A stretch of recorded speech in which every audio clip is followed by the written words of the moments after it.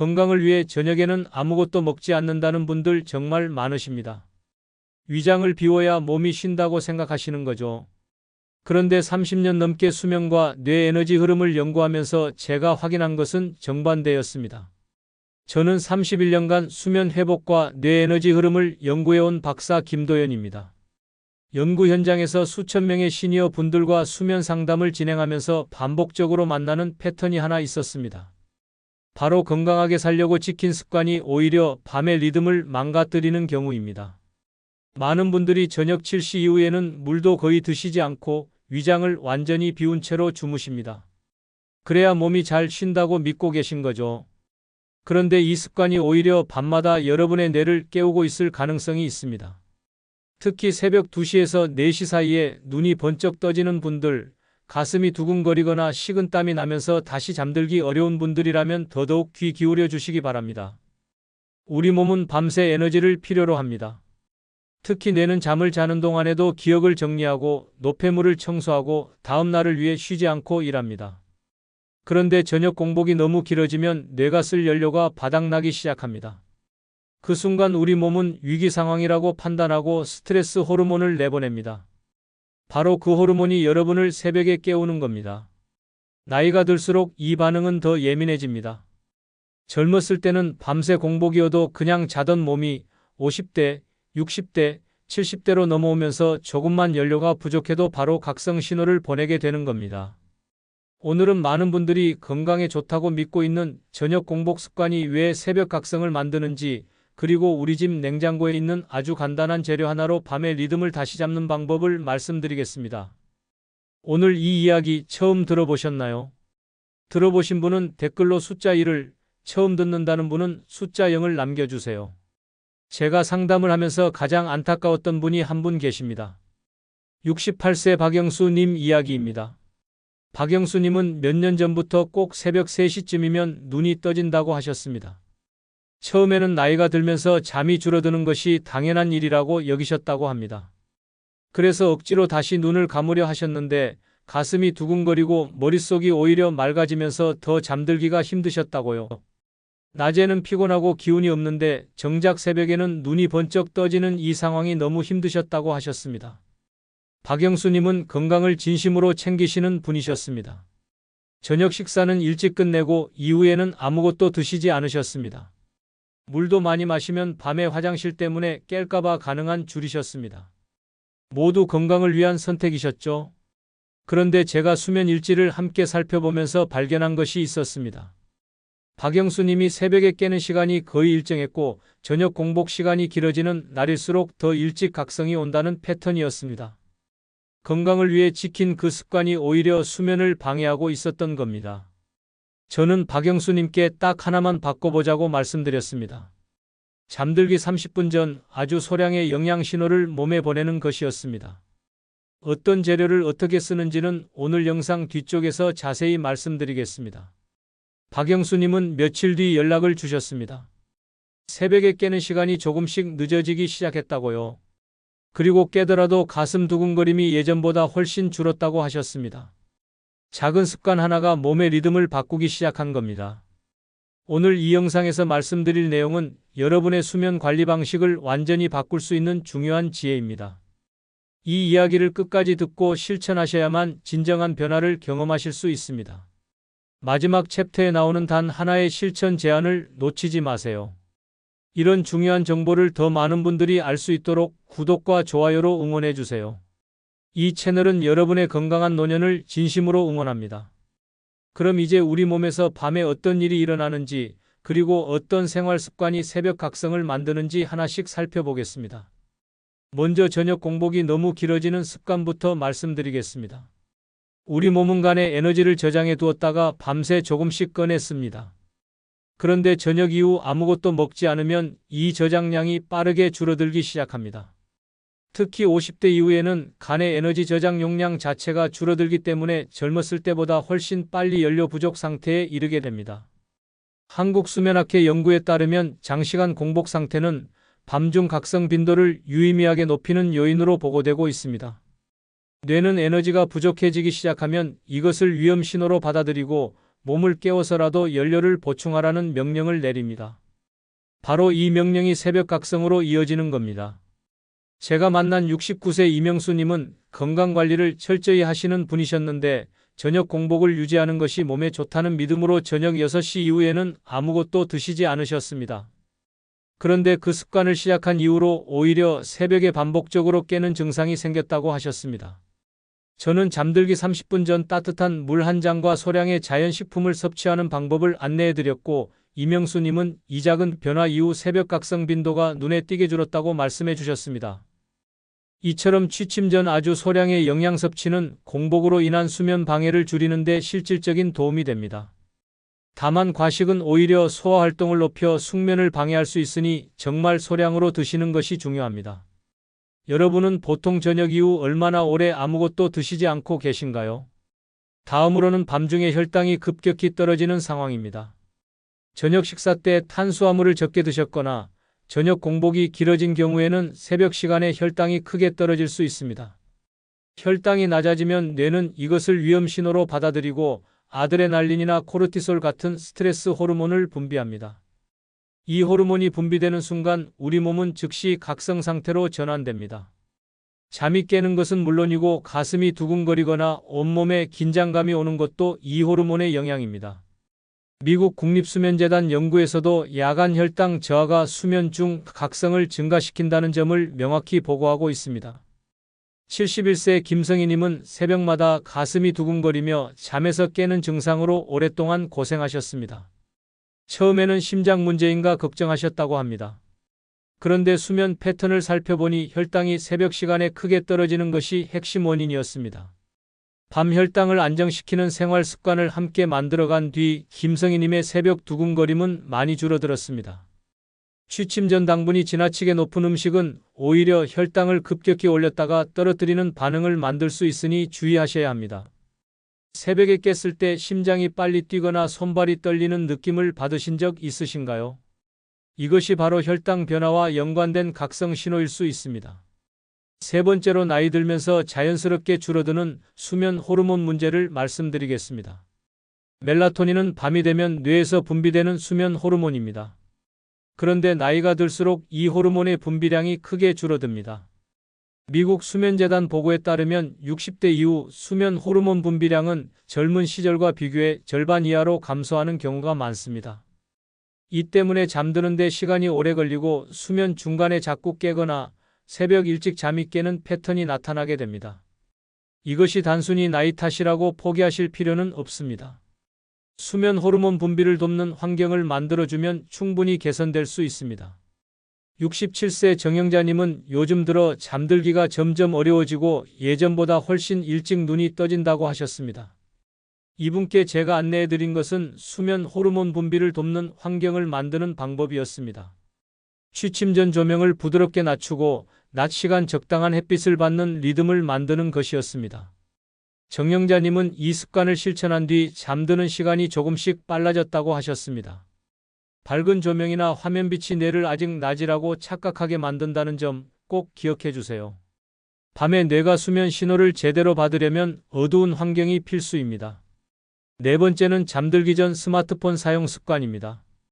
스마트폰이나 태블릿, 텔레비전 화면에서 나오는 청색광은 뇌를 낮 상태로 착각하게 만드는 강한 자극입니다. 이 빛에 노출되면 뇌는 수면 호르몬 분비를 억제하고 각성 상태를 유지하려고 합니다. 잠들기 전에 스마트폰을 보는 것은 사실상 뇌에게 아직 활동해야 한다는 신호를 보내는 셈입니다. 하버드 의과대학 수면연구소 연구에서는 취침 전 화면 노출이 잠드는 데 걸리는 시간을 늘리고 수면의 질을 떨어뜨린다고 보고하고 있습니다. 66세 박현수님은 잠자리에 누워서 스마트폰으로 뉴스를 보고 자녀들과 메시지를 주고받는 것이 오랜 습관이셨습니다. 그런데 잠들기 최소 1시간 전부터 화면 사용을 줄이고 대신 가벼운 독서나 스트레칭을 하는 습관으로 바꾸자 잠드는 데 걸리는 시간이 크게 줄어들었습니다. 특히 어두운 방에서 화면을 보는 것은 밝은 환경에서 보는 것보다 수면 방해 효과가 훨씬 더 강합니다. 여러분은 잠자리에 누워서 휴대전화를 보시는 편인가요? 다섯 번째로 오후와 저녁 시간에 카페인 섭취 습관입니다. 카페인은 각성 효과가 생각보다 훨씬 오래 지속됩니다. 섭취 후 그 효과가 절반으로 줄어드는 데만 평균 5시간에서 6시간이 걸립니다. 그래서 오후 4시에 커피 한 잔을 마셨다면 자정이 지나서도 카페인이 몸에 남아 있을 수 있습니다. 수면 연구 결과에 따르면 카페인의 각성 효과는 최대 8시간까지 지속될 수 있다고 합니다. 70세 김영수님은 건강을 위해 오후에 녹차를 즐겨 드셨는데 녹차에도 카페인이 들어있다는 사실을 알고 나서 오후 차 습관을 줄이신 뒤로 숙면 시간이 늘어났다고 하셨습니다. 커피뿐만 아니라 녹차, 홍차, 보이차도 모두 카페인을 포함하고 있다는 점 꼭 기억해 주세요. 카페인 섭취는 가능하면 오후 2시 이전에 마치시는 것이 수면에 훨씬 유리합니다. 여러분은 저녁 무렵 차나 커피를 드시는 습관이 있으신가요?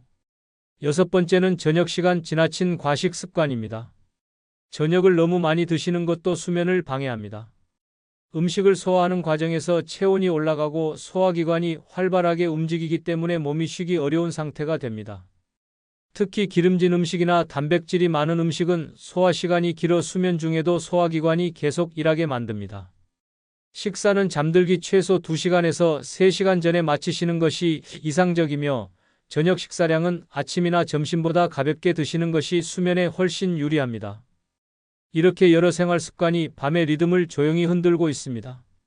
그렇다면 이제 반대로 숙면을 돕는 생활 속 실천 방법들을 하나씩 정리해 보겠습니다. 잠들기 전 따뜻한 음료를 마시는 것부터 시작해 보겠습니다. 따뜻한 음료는 몸의 긴장을 풀어주는데 매우 효과적인 방법입니다. 따뜻한 온도의 음료를 마시면 몸의 중심부 체온이 잠시 올라갔다가 서서히 내려가는데 이 체온 하강 과정이 졸음을 유도하는 신호가 됩니다. 카모마일차나 따뜻한 생강물, 따뜻한 두유처럼 카페인이 없는 음료가 좋습니다. 잠들기 30분에서 1시간 전 따뜻한 음료 한 잔을 천천히 드시면 몸과 마음이 자연스럽게 수면 준비 상태로 전환되는 것을 느끼실 수 있습니다. 다만 너무 많은 양을 마시면 밤에 화장실 때문에 깰 수 있으니 작은 컵으로 한 잔 정도가 적당합니다. 여러분은 잠들기 전 주로 어떤 음료를 드시나요? 다음으로 저녁 식사 후 가벼운 야외 산책을 권해드립니다. 저녁을 드신 후 15분에서 20분 정도 가볍게 걷는 것은 소화를 돕고 스트레스 호르몬 수준을 낮추는 데 효과적입니다. 바깥 공기를 마시며 천천히 걸으면 하루의 긴장이 자연스럽게 풀립니다. 수면 연구에서도 저녁 가벼운 유산소 활동이 수면의 깊이를 높이는 데 도움이 된다는 결과가 꾸준히 나오고 있습니다. 다만 잠들기 2시간 이내의 격렬한 운동은 오히려 체온과 심박수를 높여 수면을 방해할 수 있으니 주의하셔야 합니다. 가벼운 산책, 스트레칭, 집안에서의 느린 동작 체조 정도가 이상적입니다. 저녁 산책을 이미 하고 계신 분들이 계신가요? 이어서 침실 온도와 습도 관리 방법입니다. 사람은 체온이 살짝 내려갈 때 가장 깊이 잠들 수 있습니다. 침실 온도가 너무 높으면 뇌가 수면 상태로 제대로 진입하지 못합니다. 일반적으로 수면에 적합한 침실 온도는 18도에서 22도 사이로 알려져 있습니다. 겨울철 너무 따뜻하게 난방을 하고 주무시는 분들, 여름철 더운 방에서 주무시는 분들 모두 수면의 질이 떨어질 수 있습니다. 습도도 중요한데 건조한 환경은 코와 목을 자극해 수면을 방해할 수 있으므로 적당한 습도를 유지해 주시는 것이 좋습니다. 침실 온도가 조금 서늘한 편이 숙면에 훨씬 유리하다는 것 꼭 기억해 두시기 바랍니다. 여러분의 침실 혹시 너무 따뜻하지는 않으신가요? 다음은 취침 전 조명을 낮추는 습관입니다. 앞서도 말씀드렸지만 조명 관리는 수면 호르몬 분비와 직접 연결됩니다. 잠들기 1시간 전부터 집안 조명을 전체적으로 낮추고 특히 형광등처럼 청색광이 강한 조명은 주황빛이나 노란빛 간접 조명으로 바꿔주시면 뇌가 자연스럽게 밤 모드로 전환됩니다. 침실은 특히 어둡게 유지하는 것이 좋습니다. 외부에서 빛이 들어온다면 암막 커튼을 활용하시는 것도 좋은 방법입니다. 작은 야간 조명 하나라도 수면 중 수면 호르몬 분비를 방해할 수 있다는 연구 결과가 있을 만큼 수면 환경에서 빛 관리는 매우 중요합니다. 잠들기 전 조명을 낮추는 습관, 오늘부터 바로 시작해 보시겠어요? 이어서 잠들기 전 발을 따뜻하게 하는 방법입니다. 이것은 의외로 많은 분들이 모르시는 방법인데 잠들기 전 따뜻한 물에 발을 10분 정도 담그거나 수면 양말을 착용하면 수면에 큰 도움이 됩니다. 발의 혈관이 이완되면서 체내 중심부 혈액이 말초로 분산되고 그 결과 몸의 중심 체온이 조금 내려가면서 잠이 오게 됩니다. 이 원리는 족욕이 수면을 돕는다는 여러 수면 연구에서도 확인된 내용입니다. 다만 너무 뜨거운 물에 오래 담그는 것은 오히려 체온을 과하게 높일 수 있으니 40도 정도의 따뜻한 물에 10분에서 15분 정도가 적당합니다. 잠들기 전 발이 유독 차가우신 분들이라면 이 방법이 특히 효과적일 수 있습니다. 마지막으로 잠자리에 들기 전 마음을 비우는 시간을 만드는 것을 권해드립니다. 많은 시니어 분들이 낮 동안의 걱정, 내일 해야 할 일, 가족에 대한 염려 등으로 잠자리에 누워서도 머릿속이 바쁘다고 하십니다. 이런 인지각성 상태가 지속되면 뇌는 쉬지 못하고 결국 잠들기 어렵거나 수면 중간에 깨게 됩니다. 잠들기 전 간단한 방법 하나를 추천드립니다. 잠자리에 눕기 전 오늘 하루 잘된 일 한 가지, 감사한 일 한 가지를 마음속으로 조용히 떠올려 보시는 겁니다. 이 짧은 긍정적 회상이 뇌를 안정상태로 전환하는 데 실질적인 도움이 됩니다. 복잡한 생각이 떠오를 때는 작은 수첩에 간단히 적어두고 내일 생각하기로 결정하는 것도 좋습니다. 생각을 적는 행위 자체가 뇌에게 이 문제는 이미 처리됐다는 신호를 줍니다. 이렇게 작은 습관들이 쌓이면 수면의 흐름이 분명히 달라집니다. 이제 오늘의 핵심 내용을 정리하면서 마무리하겠습니다. 오늘 말씀드린 내용을 함께 정리해 보겠습니다. 많은 분들이 나이가 들면 잠이 줄어드는 것은 당연한 일이라고 생각하십니다. 어느 정도는 맞는 말이기도 합니다. 하지만 제가 31년간 수면을 연구하면서 확인한 것은 노년기 수면 문제의 많은 부분이 노화 자체보다 잘못된 생활 습관에서 비롯된다는 점입니다. 그리고 그 습관은 충분히 바꿀 수 있습니다. 오늘 가장 중요하게 말씀드린 내용을 다시 한번 정리하면 이렇습니다. 저녁 공복이 지나치게 길어지면 뇌의 연료가 부족해지고 우리 몸은 이것을 위기로 받아들여 스트레스 호르몬을 분비합니다. 바로 그 호르몬이 새벽각성의 원인이 됩니다.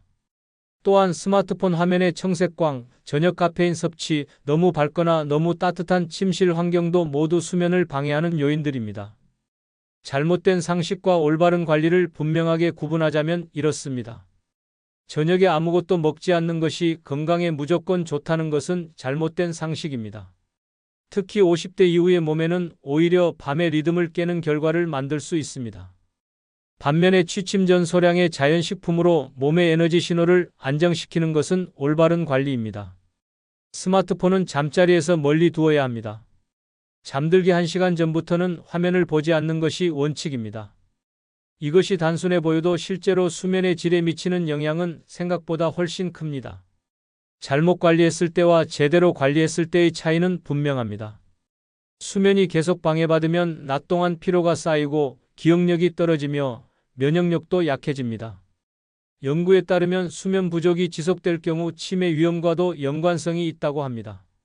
반면 숙면을 충분히 취하면 뇌가 하루 동안 쌓인 노폐물을 밤사이 청소하고 기억을 정리하며 다음 날을 위한 에너지를 회복합니다. 같은 나이라도 수면의 질에 따라 인지 기능과 체력의 차이가 크게 나타납니다. 잠을 잘 자는 것은 건강한 노년을 위한 가장 기본적이고 강력한 투자입니다. 제가 오늘 한 가지 제안을 드린다면 이것입니다. 오늘 밤부터 잠들기 30분 전 따뜻한 물 한 잔을 드시면서 침실 조명을 낮추고 스마트폰을 손에서 내려놓으세요. 딱 이 세 가지만 실천해 보시기 바랍니다. 거창한 변화가 아니라 이 작은 신호 3개가 뇌에게 이제 밤이라는 것을 알려주는 가장 쉬운 시작점입니다. 이것을 꾸준히 실천하면 처음 며칠은 큰 변화가 없을 수 있습니다.